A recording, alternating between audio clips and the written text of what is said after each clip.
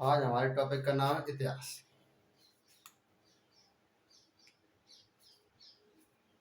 इतिहास इतिहास तीन प्रकार के होते हैं। नंबर एक, प्राग इतिहास। प्राग इतिहास। नंबर दो, आद्य इतिहास।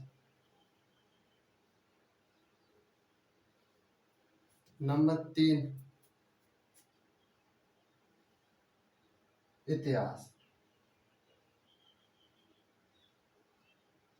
इतिहास, ये वाला इतिहास वो कालखंड है जिस कालखंड में आज हम जी रहे हैं। नंबर एक, प्राग इतिहास। नंबर दो, आद्य इतिहास। नंबर तीन, इतिहास। प्राग इतिहास को तीन कालखंडों में बांटा गया है। पहले इनके नाम सुनो। नंबर एक, इसमें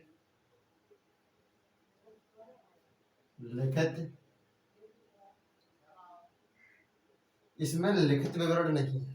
प्राग इतिहास में लिखित विवरण नहीं है। और आद्य इतिहास में लिखित विवरण है लेकिन पढ़ा नहीं जा सका। आद्य इतिहास में लिखित विवरण है लेकिन पढ़ा नहीं जा सका। और इतिहास में लिखित विवरण भी है और पढ़ा भी जा चुका है। प्राग इतिहास में कोई भी लिखित विवरण ही नहीं है। कोई भी लिखित विवरण ही नहीं है। आद्य इतिहास वो इतिहास है जिसमें सिंधु सभ्यता, मोहनजोदाड़ो, हड़प्पा, गढ़वारीवाला, कालीबंगन, धोलावीरा, ये सब आद्य इतिहास में आते हैं। और इतिहास में अंग्रेज जितने स्वतंत्रता सेनानी थे वे अपने इतिहास में आए।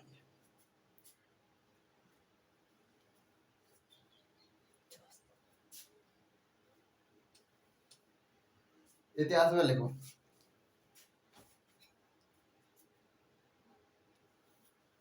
इतिहास, इस इतिहास को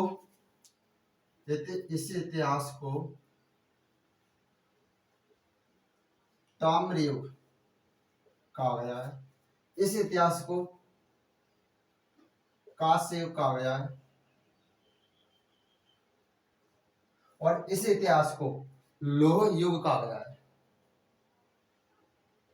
लौह युग का। प्राग इतिहास में तांबे के बर्तन मिले थे, तांबे की चीजें मिली थी। आद्य इतिहास में कांसे की चीजें मिली। और इतिहास में लोहा, यानी कि सिंधु सभ्यता के लोग लोहा से परिचित थे कि नहीं? लोहा से परिचित नहीं थे। सिंधु सभ्यता के लोग लोहा से परिचित नहीं थे।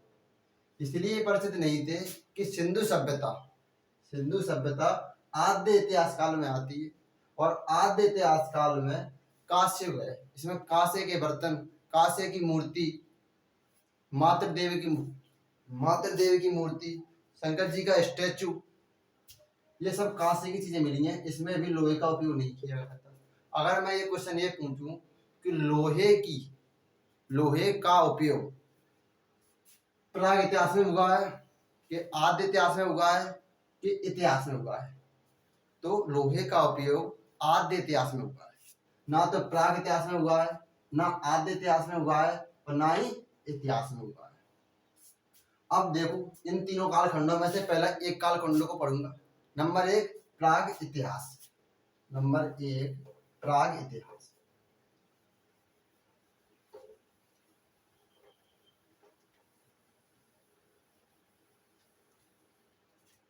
नंबर एक, प्राग इतिहास। प्राग इतिहास।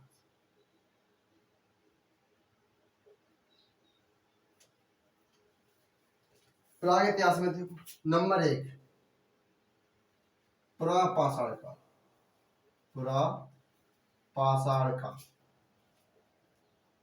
पुरापाषाण काल। नंबर दो,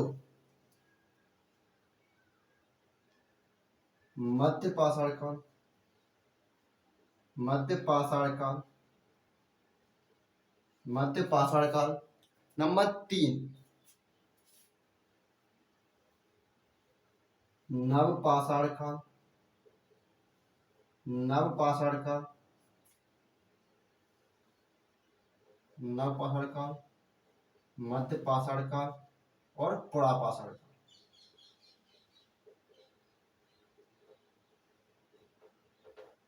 नंबर 4 ताम्रपाषाण काल, ताम्रपाषाण काल। वैसे तांबे का जब तांबा मिला था तो वो नवपाषाण काल में ही मिला था, इसलिए इसका भी एक नाम अलग से रख दिया गया है। इसे हम लोग ताम्रपाषाण काल कहते हैं, ताम्रयुगीन कहते हैं। ठीक है, ताम्रपाषाण काल। देखो पुरापाषाण काल में, पुरापाषाण काल में सर्वप्रथम, पुरापाषाण काल में सर्वप्रथम आग की खोज हुई थी। पुरापाषाण काल में सर्वप्रथम किसकी खोज हुई थी? पुरापाषाण काल में सर्वप्रथम आग की खोज हुई थी। और इस कालखंड को पृथ्वी पे बताया गया सबसे बड़ा कालखंड कहते हैं। पृथ्वी पे बताया गया सबसे बड़ा कालखंड कहते हैं। देखो तो ना आप लोग नोट करो।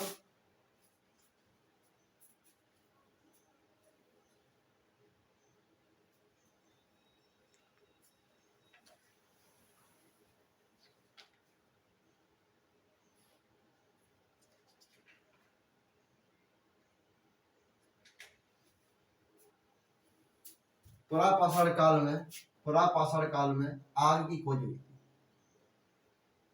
पुरापाषाण काल में आग की खोज हुई थी। पुरापाषाण काल में आग की खोज हुई थी। और मध्यपाषाण काल में, अगर जी क्वेश्चन आए कि मध्यपाषाण काल में क्या हुआ था, तो मध्यपाषाण काल में सबसे पहले कृषि हुई थी, उसके बाद पशुपालन हुआ था। अंत्योष्टि कार्यक्रम, अंत्योष्टि कार्यक्रम का मतलब होता है अंतिम संस्कार। हिंदू धर्म या हिंदू वेद में अंतिम संस्कार या संस्कार 16 संस्कार होते हैं। इसमें 16वां संस्कार, इसे अपन लोग अंतिम संस्कार कहते हैं। सबसे पहले मध्यपाषाण काल में स्टार्ट हुआ था अंतिम संस्कार, जिसे हम लोग हिंदू सभ्यता या धर्म में 16 संस्कार की मान्यता है। उनमें से एक संस्कार है अंतिम संस्कार। पैदा होना भी संस्कार है, पढ़ना भी संस्कार है और शादी होना भी संस्कार है। ऐसे ही लगातार 16 संस्कार है। बहुत से लोगों को तो ये भी नहीं पता होगा कि 16 संस्कार होते कौन कौन से। मध्यपाषाण काल में आगे की खोज आज से लगभग 30 या 40,000 साल पहले की बात है। आज से पुरापाषाण काल, पुरापाषाण काल का मतलब होते पत्थर, पत्थर का युग। पाषाण का मतलब होते पत्थर और पत्थर का युग, पुरापाषाण काल। आगे की खोज, जब मानव पहले हमारे शरीर पर पूरे देह में 12 बार होते थे। आज से लगभग 30 या 40,000 साल पहले की बात है, जब मानव ठंड के कारण, या पहले मानव कच्चा मांस खाता था, पहले मानव कच्चा मांस खाता था।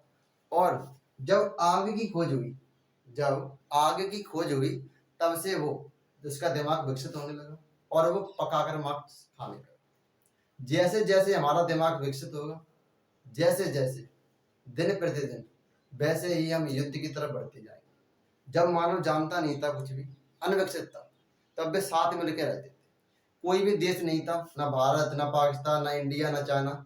जैसे ही जैसे उनका दिमाग विकसित होता गया, वो अपने अलग राज्य बनाते गए। राज्यों को जोड़कर उन्होंने अपने देश बना लिए और देश आज इस कगार पर खड़े हैं कि कहीं ताइवान चाइना का युद्ध, कहीं यूक्रेन रूस का युद्ध, युद्ध पे युद्ध चल रहे हैं। लेकिन पहले मानव ऐसा नहीं था।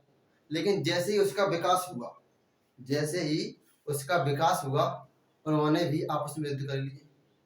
अफ्रीका का पालना, अफ्रीका, मनुष्य का पालना अफ्रीका को कहा जाता है और सभ्यता का पालना एशिया को कहा जाता है। ऐसे ही दोनों समुदाय में युद्ध हुआ और आधे लोग थे वो अफ्रीका कॉन्टिनेंट को छोड़कर एशिया कॉन्टिनेंट में आ गए। एशिया कॉन्टिनेंट में कहाँ पे? मेहरगढ़, पाकिस्तान की बलूचिस्तान में एक शहर है मेहरगढ़ नाम से, जो सुलेमान और कीर्तल पहाड़ियों के बीच में स्थित है। किन दो पहाड़ियों के बीच में? सुलेमान और कीर्तल पहाड़ियों के बीच में स्थित है मेहरगढ़। वहां पे बहुत से लोग आ गए, जैसे कुत्ता, कुत्ता एक ऐसा जानवर है जो मनुष्य ने सर्वप्रथम पाला। मनुष्य ने सर्वप्रथम किसको पाला था? कुत्ते को ही पाला था। तो कुत्ता मांस भी खा सकता है, और अगर मांस भी ना मिला तो वो रोटी से काम चला लेगा। लेकिन शेर ऐसा नहीं करता। शेर को अगर मांस नहीं मिला तो वो भूखा मर जाएगा, पर रोटी नहीं खा। ऐसे ही पहले मानव था। मानव कच्चे माल का उपयोग करता था। पहले मानव खाना बदोश मानव था। आज का मानव पैसे बदोश मानव है। पहले मानव खाने को इकट्ठा रखता था, लेकिन आज का मानव पैसे को इकट्ठा रखता है। आज का मानव पैसे को इकट्ठा रखता है, और पहले का मानव खाना को छुदा रखता था। जैसे जैसे उन्हें विकसित होता गया, वो खाना बदोश से पैसा बदोश पे आ गए। खाना बदोश से पैसा बदोश पे आ गए। जब वे एशिया कॉन्टिनेंट में आए, तब वहां पे उन्हें एक भी जानवर नहीं मिला जिसे वो मारकर खा सके, जिसे वो मारकर खा सके। तो उन्होंने भूख के मारे जमीन पर सर पटकने लगे। इतनी तेज भूख लग रही थी। तो जैसे उन्होंने शरीर मांड को धरती पे पटका, मूड को, तो उन्हें गुलगुदा लगा। देखा तो वो दूब फूब खा रहे थे, चारा खा रहे थे। तो जैसे उन्होंने चारे को उखाड़ा तो उसमें से इतनी बड़ी गाजर निकली। जैसे ही वो गाजर निकली, उन्होंने कहा ये तो मीठी लग रही है, और उससे पेट भी भर गया। धीरे धीरे उन्होंने देखा कि ये तो उस तरह बढ़ रही है जैसे वहां लड़का बढ़ रहा है, छोटे से और बड़ा, बड़े से और बड़ा, बड़े से और बड़ा, दिन पर दिन प्रतिदिन बढ़ती जा रही है। तो उन्होंने गाजर की खेती, जैसे 10 साल से पहले जौ की खेती हुई थी ईरान में, जौ की खेती हुई थी ईरान में। उसके बाद गेहूं की खेती हुई थी मेहरगढ़ में। उसके बाद कोल्डीवा में चावल या धान की खेती हुई। चावल या धान की खेती हुई। अच्छा, भारत का संग्रहालय, भारत का संग्रहालय, जो भारत का संग्रहालय है वो कहाँ स्थित है? कौन से राज्य में स्थित है भारत का संग्रहालय? तो मध्य प्रदेश की राजधानी भोपाल में, जिसका 2016 में नाम चेंज कर इंदिरा गांधी संग्रहालय रख दिया गया है। जिसका नाम चेंज करके इंदिरा गांधी संग्रहालय रख दिया गया है।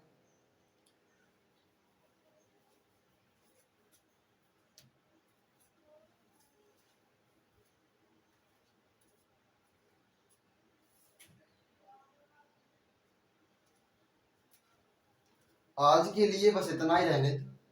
आगे की हिस्ट्री कल पढ़ाएंगे, पार्ट 2।